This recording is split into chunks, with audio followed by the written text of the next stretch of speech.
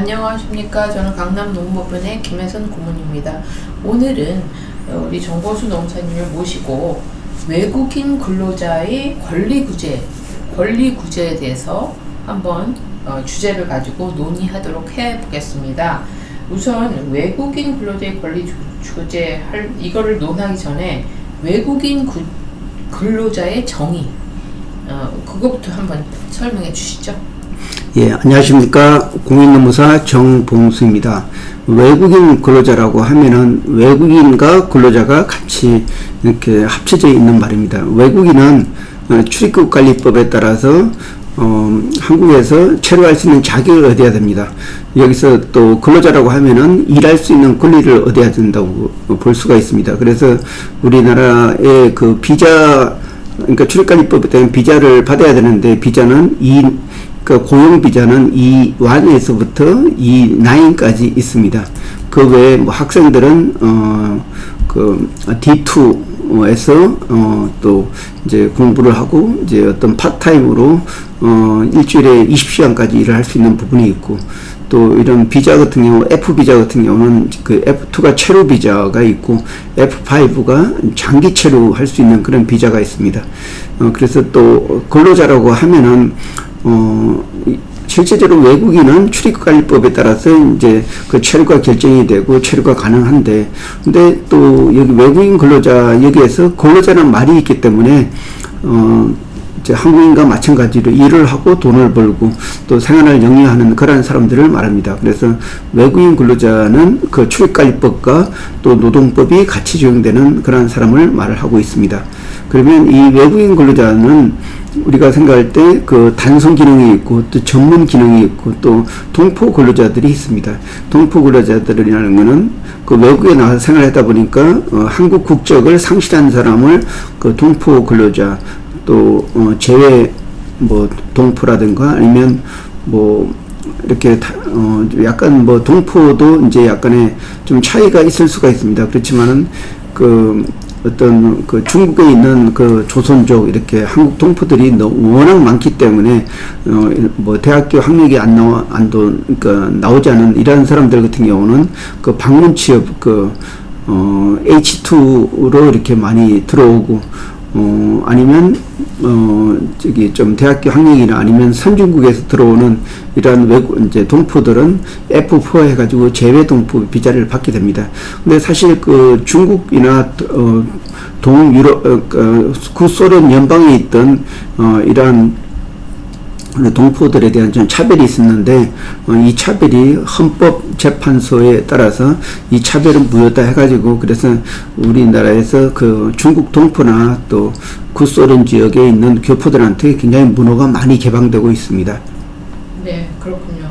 그렇다면 앞서 말씀하신 것처럼 외국인이라면 순수 외국인, 또 이제 근로자로 고용이 됐을 경우는 우리나라 노동법이 적용되고 동포도 포함되고, 그렇다면 그 권리구제의 그 의미와 어떤 권리를 그 보호받을 수 있는지를 한번 설명해 주시죠. 예, 그 외국인 근로자가 한국에서 일을 하게 되면은 당연히 근로자로서 어떤 보호를 받게 됩니다. 그런데 그 우리나라 노동법은 그 외국인이라고 해서 차별을 해서는 안 된다는 그런 명문 규정이 있습니다. 그리고 6조에 보면은 그 국적에 의해서 어떤 차별을 해서는 안 된다. 이 차별을 했을 때에는 500만 원 이하의 어떤 벌금에 처하도록 되어 있습니다.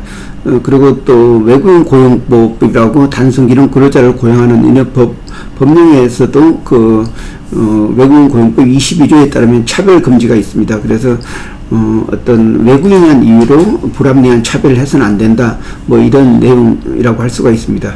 그리고 또 이 권리구제라고 하면은 일반 한국인 근로자들이 가질 수 있는 이러한 그 어떤 권리에 대해서 다 외국인도 똑같이 이렇게 보호를 받고 있습니다. 특히 그 불법 체류자라고 하더라도 한국노동법이 똑같이 적용됩니다. 예를 들어서 일을 하게 되면은 그 1년 이상이면은 퇴직금이 발생하는 부분, 그리고 일하다가 다치게 되면은 산재 보호 그러니까 산재가 처리돼 가지고 산재 보험으로서 어떤 보호를 받는다든지 이런 부분이 있고, 그리고 또 부당한 해고를 당했을 때에는 이 권리구제를 어떤 노동위원회를 통해서 하는데, 외국인은 차이를 가지고 전혀 차별을 하고 있지 않습니다. 그런 부분이 있고, 또 집단 노사관계에 있어서 외국인도 한국인과 마찬가지로 그 노동조합을 만들 수가 있습니다. 이렇게 외국인들이 어떤 집단 행동을 하게 되면은 바로 해고할 수 있지만은, 이 노동조합을 만들어서 집단 행동을 하게 되면은 그 민사나 형사나 면책 사유가 됩니다. 그렇군요. 그래서 우리가 그 앞서 동영상에서 우리 그 단체 교섭 그리고 그 구조조정 이런 사건을 우리 그 강남 노무관에서 수행하는 데 있어서 일부는 외국인 노동자를 먼저 해고를 해야 된다. 그거에 대해서 찬성하는 분과 반대하는 분들이 있는데, 그렇게 그 차별을 해서는 안 된다라고 법적으로 되어 있는데, 이런 경우는 어떻게 그 보호를 받을 수 있을까요, 외국인으로서? 예, 그 인원 조정을 회사에서 하게 될 때 외국인 근로자를 먼저 우선적으로 구조 조정한다, 이런 그 명문 규정이 있는 경우에, 이런 단체별 규정이 있는 경우에 이 법적 효력이 있을지 없을지, 이 부분에 대해서는 많은 이제 뭐 찬반이 있습니다. 그래서 대부분 사람들이 이거는 근로기준법 6조에 의한 어떤 국적에 의한 차별이기 때문에 그 차별해서는 안 된다, 그런 게 있고, 또 한편으로는 또 반대 입장에서는 외국인은 그 한국의 어떤 근로자의 어떤 보충적으로 이제 들어와서 일을 하고, 또 대부분의 외국인 근로자들이 그 어떤 기간제로서 기간이 정함이 있는 근로자고, 한국인 근로자들은 대부분 기간이 없는 근로자이기 때문에 좀 차별이 둘 수 있다. 그리고 또 기능적인 면에서도 한국인은 월등히 이제 숙달되어 있지만 외국인 근로자들은 근속 연수가 평균 2 내지 3년이기 때문에 좀 저기능이다. 그렇기 때문에 외국인 근로자를 먼저 해고해도 된다. 이런 서로 다른 의견이 있습니다. 근데 저 개인적으로 볼 때는 또 특히 법문으로 그 국제에 대한 차별을 금지를 하고 있고, 한국에서 일하는 이상은 외국인 근로자도 뭐 장기적으로 근무를 했을 때 또 고수면이 될 수가 있고, 그리고 매년 근로계약이 갱신되지만 이런 외국인들이 또 체류비자를 또 만들 수가 있습니다. 그래서 이럴 경우에는 뭐 한국인과 똑같이 돼 있고, 그러니까 당장은 이렇게 기회간제가 되지만은 또 근속 연수가 늘어나면서 장기 체류도 가능하게 됩니다. 그래서 이런 전체를 고려할 때 외국인에 대한 차별을, 그러니까 단체 계약에 외국인을 먼저 구조조정한다는 내용은 그 외국인에 대한 차별이라고 할 수가 있겠습니다. 네, 그렇군요. 그렇다면 마지막으로 외국인 입장에서 근로계약이나 고용계약을 체결을 할 때 사용자와 우리 그 정모수 의무사님 입장에서 어떤 부분에 중점적으로 좀 이렇게 예민하게 검토하는 게 좋은지 한번 팁을 알려주시면 어떨까요? 예, 외국인 근로자를 고용하는 사업장이 자꾸 많아지고 있습니다.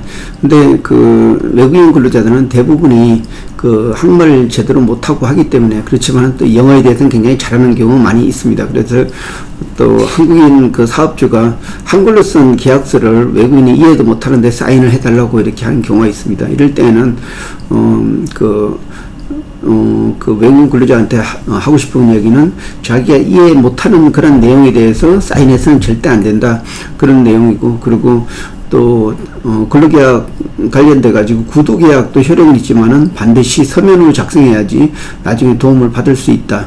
그리고 또 마지막으로 또 외국인 근로자들한테 하고 싶은 얘기는, 외국인 근로자도 동등하게 한국 사람과 똑같이 대접을 받기 때문에 모든 권리구제를 받을 수 있다. 심지어 불법 체류자라고 하더라도 퇴직금을 받을 수가 있고, 또 임금 체불이 됐을 때 먼저 임금을 받고 나중에 출입관리사무소에 통보하도록 되어 있습니다. 그렇기 때문에 가급적 외국인 불법 체류자라고 하더라도 법정 대리인 노무사를 동원해서 이렇게 받게 되면은 신청을 하게 되면은 바로 체불 임금 이런 부분도 쉽게 해결할 수가 있다고 생각이 됩니다. 아, 그렇군요. 오늘 좋은 말씀 감사합니다. 예, 고맙습니다.